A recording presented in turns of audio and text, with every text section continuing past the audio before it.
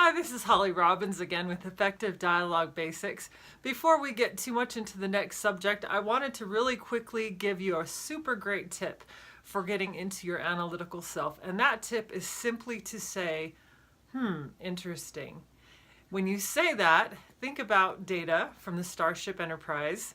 The reason I recommend him is because he truly doesn't have anything else going on behind that statement that he's making. If he says, interesting, he's not putting sarcasm behind that. He's not putting any emotion behind that because he simply can't. And that is a really, really terrific example of a way to put yourself into that analytical state.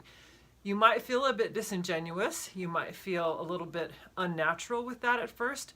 It's all right, just practice, because again, you're just doing this inside your own head, you're doing it for your own benefit, and you're not bringing it into any conversations with people yet. Now, you can eventually do that. You can bring it into a conversation with someone, but for now, let's just stick with the very, very basics of getting into your analytical self. The topic I'm covering today is how not to sabotage your own message. I love this topic because, again, it's just about you. We're not talking about the relationship. We're not talking about any particular communication. This is just an opportunity for you to look at the way you communicate ideas and to separate out the idea that you have from the way that it is being communicated. You generally have a lot of really, really good ideas. How they are received, how they are not received, is based a lot on how you communicate them. So the important thing is not to dilute your own message with other messages that really don't belong in the message. An example of this, a very simple example of this, is if I want my child to put away his coat and say that he left it on the couch instead of putting it away. If I say to my child, yeah, well, you'd find your coat a little more easily if you'd put it away. If I say it that way, I am loading up my message with baggage.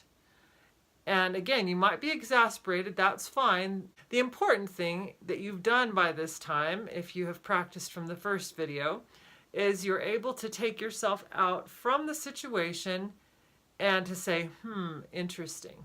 What we're trying to do now is to get that part of you that said, interesting, to be the same one conveying the message. That person, that analytical self, is not emotional about the coat being left on the couch. You just want the coat put away. So we're going to get that analytical self to say that. Now, might there be a need for anger to the child who left his coat up? We're not going to talk about that right now.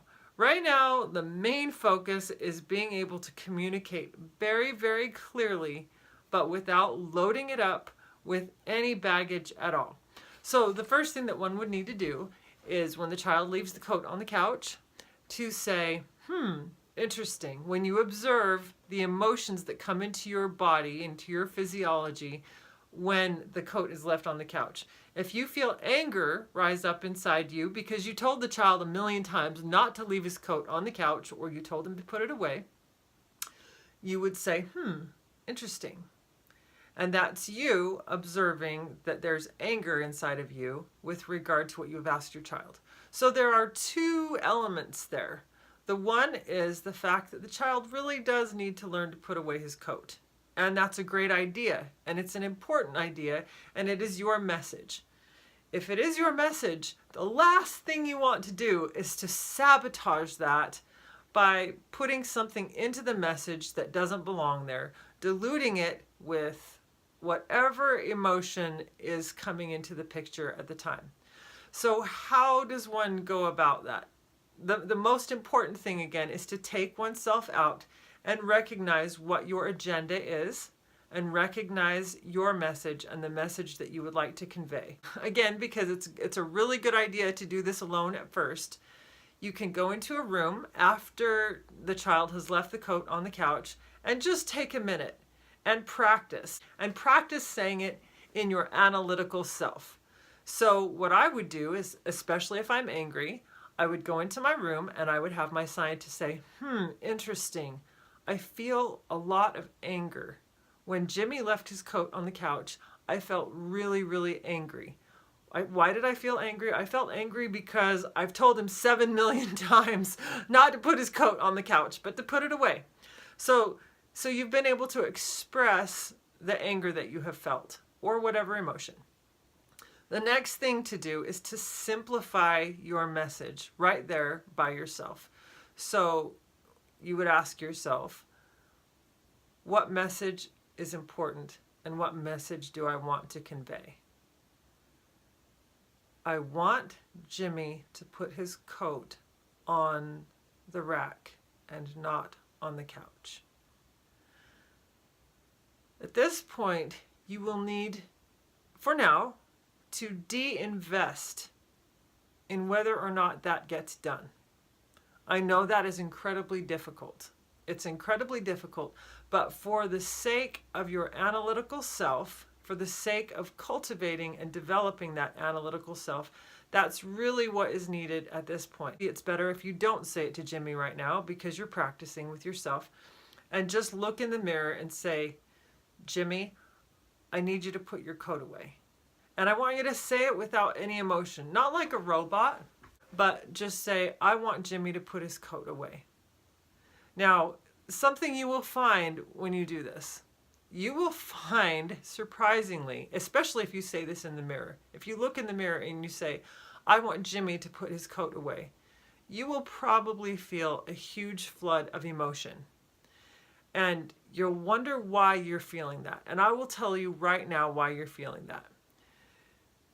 That emotion is coming because you have just expressed very clearly a need that you have. And you have made yourself vulnerable to yourself. Sometimes when we have anger and we convey a message at the same time, that anger we're using to keep ourselves from being vulnerable. And it's very, very important to be willing to be vulnerable to yourself. It's important to be vulnerable to yourself and to the feelings that you are feeling. So just say in the mirror, I just want Jimmy to put his coat on the coat rack. And whatever emotions you feel, go straight to your analytical self and say, when I just said that, I felt a huge sense of loss. I felt a huge sense of anger. I felt a huge sense of, you might even go back in time and be remembering something, an experience that you might have had with one of your parents, a moment where they were the one yelling at you to put your coat away. It could be anything. It could be anything that you experience at this time. The most important thing to remember is that you're in your analytical self and you're just going to report in the mirror to yourself what you're feeling. You might cry. You might become exhausted. Just let this happen. Become vulnerable to your own emotions. It's very difficult to do this, especially if you have had your emotions pent up for a while. But again, this is the work, this is the practice. If you have any experience with this at all, please leave it down in the comments and you can ask me any questions about it. You might be surprised at what you feel when this happens, when you do this exercise. So again, I will probably put a few more videos out about not sabotaging your own message. But for today, since the light is waning, I am going to make an end right here. Please leave your comments down into the comment area. And I appreciate your viewing time and that you would be so interested in working on becoming a better communicator. We're here to make the world a better place, and the more people who do that, the better chance we have of getting the world to be a better place.